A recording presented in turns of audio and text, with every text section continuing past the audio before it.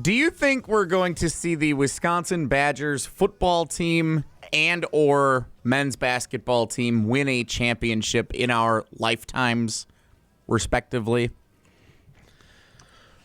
Because if you would have asked me this question, I'm 33, I think, now. I'm pretty sure. Yeah. You're unsure of your own age? Yeah. I'm not asked what my age is very often these days, so I just have to think about it. Yeah, I think I'm 33. If you would have asked me this question 10 years ago, 15 years ago, absolutely. I would have said, yes, I fully expect at some point in my lifetime, Brad Nortman will help punt the Badgers to a national championship. Or the landscape of college football, the Badgers are consistently a top 10 team, and they're in the mix every year, and just one loss away or one win against Ohio State away from competing for a national title.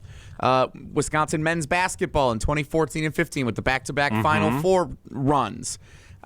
The reason why 2015 and that loss to Duke after leading was so devastating was because I wasn't sure they would ever get back to that stage, but Wisconsin men's basketball has remained competitive. They've been a 3 seed in the NCAA tournament a couple of times, and the way that college basketball has evolved, some teams that are able to grow together and have seniors that have played together for several seasons have had advantages in the NCAA tournament with solid coaching that they can overcome against teams that are transfer portal guys that have all come together and are already starting to eye the draft or what their next team is going to be in the tournament. So I'm more skeptical right now than ever that either of those teams will win a championship in my lifetime, whatever the remainder of my years on planet Earth is. And I know many listening, whether you have more or less than what you think I'll have, like I'm nervous. I don't know if I like the framing of that. That's fair. I'm nervous. Getting morbid. I'm nervous that the Badgers will not win a championship in either of these two sports while I am on planet Earth. All right, so let's say we're both, you and I, because you, and Brad, how old are you currently? I'm 35. All right, so let's say we're all going to live to be 86, okay? Obviously not simultaneously. So that gives me 33 years. That gives Jesse 53 years. And that gives you 51 years. So obviously you guys being younger, your lifetimes, if we all get to 86, which that's kind of my hope, which I should probably stop eating so much ice cream, would be great, right? I'll be honest. Remember where I come from historically. My freshman year at the University of Wisconsin was Barry Alvarez's first year as the head coach. So they went 1-10. They beat Ball State. I sat in the student section. They were throwing cups at each other all game long. I was like, I'm never doing this again. I started working for the Badger Herald. And by the end of my college student career, they played in a Rose Bowl and gave me reason to dream that Badger football could someday be an elite program. Basketball, my senior year, Stu Jackson's coached team goes to the NCAA tournament for the first time since 1947 with Tracy Webster and Michael Finley and Rashard Griffith.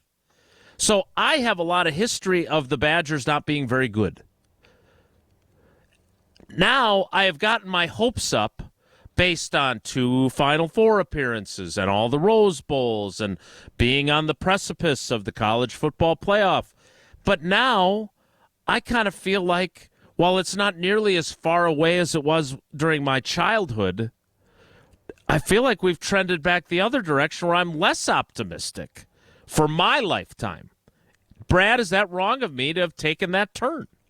No, it is not wrong of you. And Jesse, your nerves are well-based because I'm right there with you guys. I mean, in my former life of being in finance, when you judge something, when you evaluate something and value it for investment, you look at trends, right?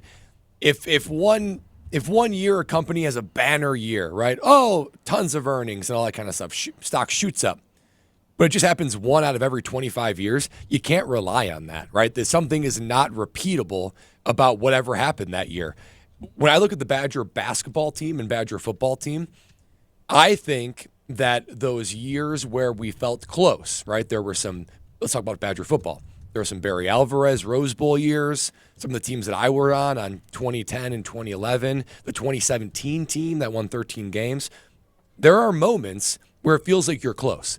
But taken holistically, those look like blips. I think in order to win a championship, you have to consistently be that team. You have to consistently be the top 10, top 5 team because there's other teams that are just as talented, if not more talented. So you have to be able to have so many opportunities to win a national championship that then the stars align when you do it. Same thing with the national basketball team. If I had to place a bet, boy, I don't think it happens in our lifetime. I really don't. I think if it's going to happen, I think it's going to be the basketball team. I think it's a team that gets hot at the right time. Clearly, we have a system that you can be a top 3 seed and you can get yourself to the Elite 8, the Final 4. You can get hot and go on a run. That happens. Mm-hmm. That happens all the time in the tournament. For the football team, people are saying that with the expanded playoff, it actually helps the Badgers because, all you got to do is get in. All you got to do is be one of the top 12. I would argue it makes it harder because if you get to the top 12, the road from, the first games to the quarterfinals, to the semifinals, to the national championship, you are playing every great team along the way. Mm-hmm. So the great team will rise to the surface. In the years when I was playing, or even the year that there was 4 teams in the college football playoff, you only got to win 2 games. 2 games against great teams. Now it's like 3 or 4.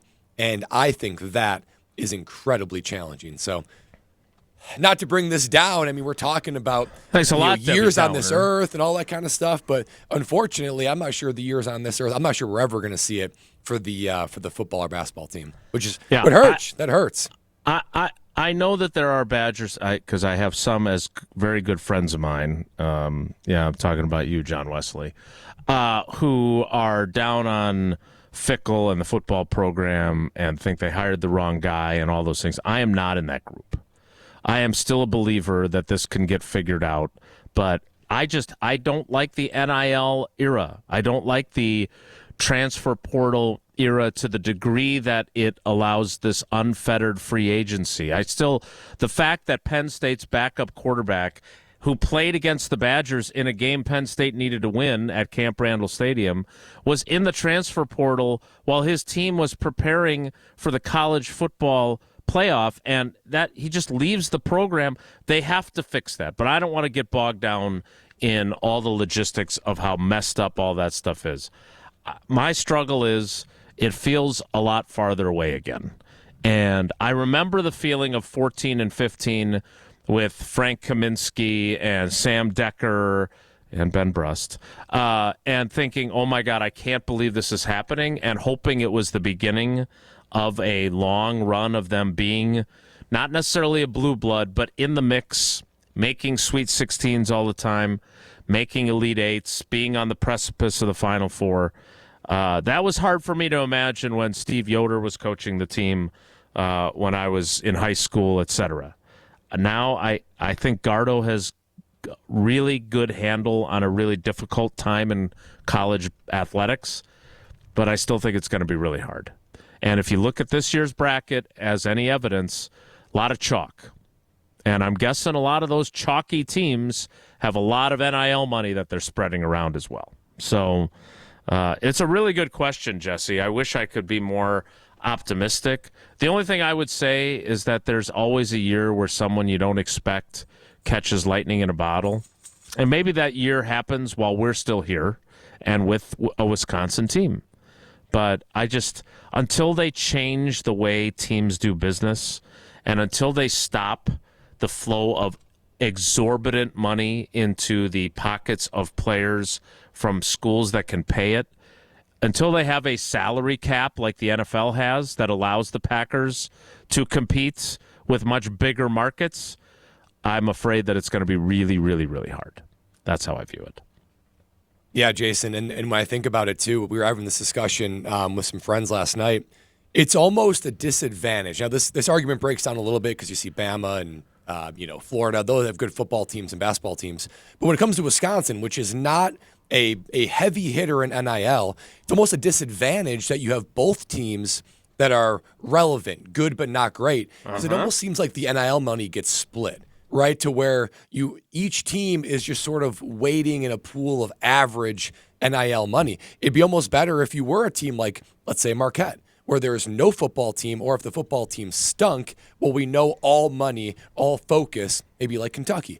is going to go to the basketball team. So at least one of the two teams maybe would be having a bankroll that's bigger. But when the fact that both of them you would consider to be good, it almost forces you just to stay good and only good, because until things change, as you were saying, boy, I don't see how things change, because it's not unlike the Brewers in the Major League Baseball. Because what are you going to do when the Dodgers and the Yankees, when they have a payroll that's like triple what you have? You have to use, obscure tactics to keep players and develop them and sign Jackson Chourio to an 8-year deal before he even has his first major league at bat. So it takes a level of brilliance and a level of luck to be able to actually do it. And I just don't know if that happens over the course of my 51 years on this planet. Well, Brad Nortman is different from the usual person in his chair because he's read the show sheet. He's prepared for trivia. What's not different is that we still managed to mess up the clock severely. We've got one more segment left